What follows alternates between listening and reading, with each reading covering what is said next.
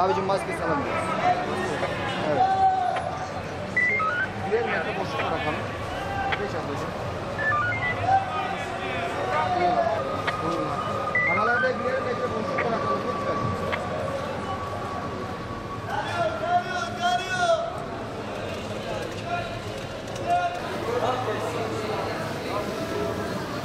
Sağlık için. Her şey sağlık için abi. Saçı da yok.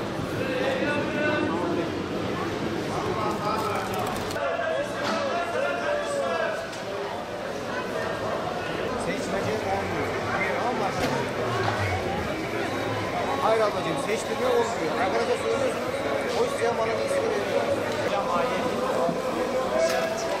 Esnaf arkadaşlar.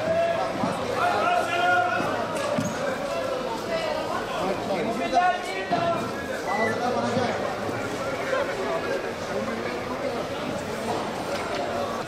Cezayı boş ver, sağlık. Evet. Sağlık. Maske takıyoruz, eldiven takıyoruz.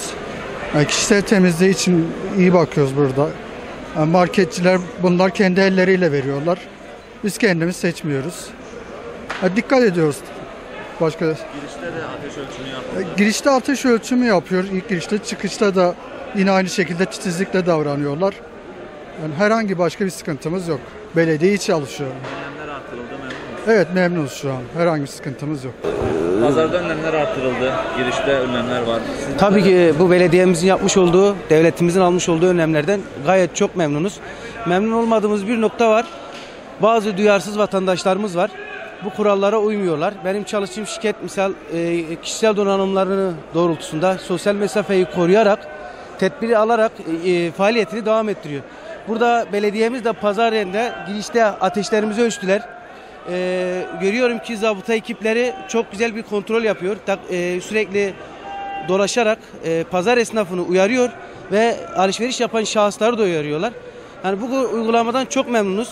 Allah bu vebayı, bu virüsü ülkemizden bir an önce def etmesini temenni ediyoruz. Buradan sadece şunu uyarıyorum. Vatandaşlarıma çağrı yapıyorum. Devlet bu kadar önlem alırken, insanlık bu kadar önlem alırken lütfen duyarlı olalım. Basit bir şey değil. Hafife almayalım. Valimizin aldığı kararlar ve belediyemizin aldığı tedbirler doğrultusunda vatandaşlarımızın, milletimizin yanında durmaya, onlara hizmet vermeye çalışıyoruz pazar olarak.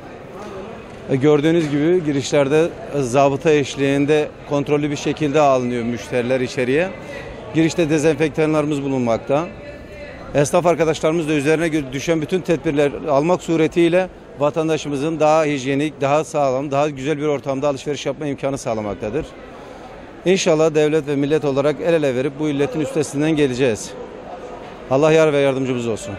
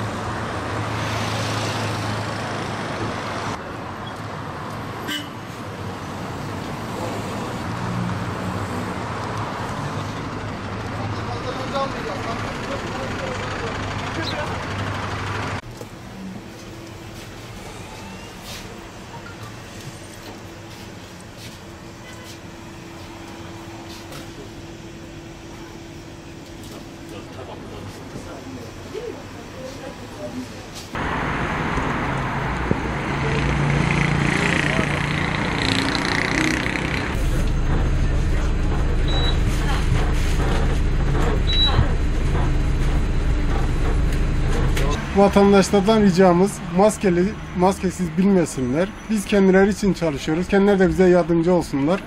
Sağlıklı günler dilerim. Uygulama bugün başladı. Nasıl? Yolcular nasıl karşılıyor? Yok, şu anda bir sıkıntı yok. Aynen devam ediyoruz. Yolcular da bize yardımcı oluyorlar, sağ olsunlar. Biz de elimizden geldiği kadar kendilerine yardımcı olmaya çalışıyoruz. Maskesi olmayan yolcuları. Alamıyoruz. Maske almaları için uyarıyoruz.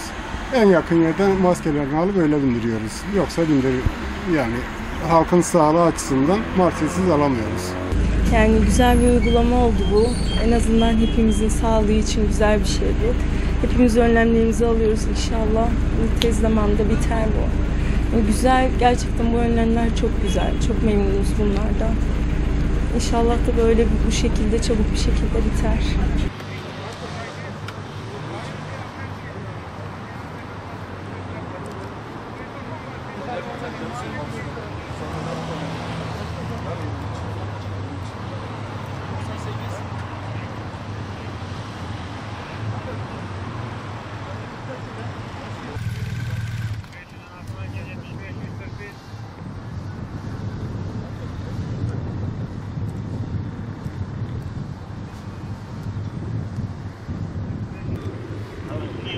İşine uğramadan direkt eve geçiyorsun.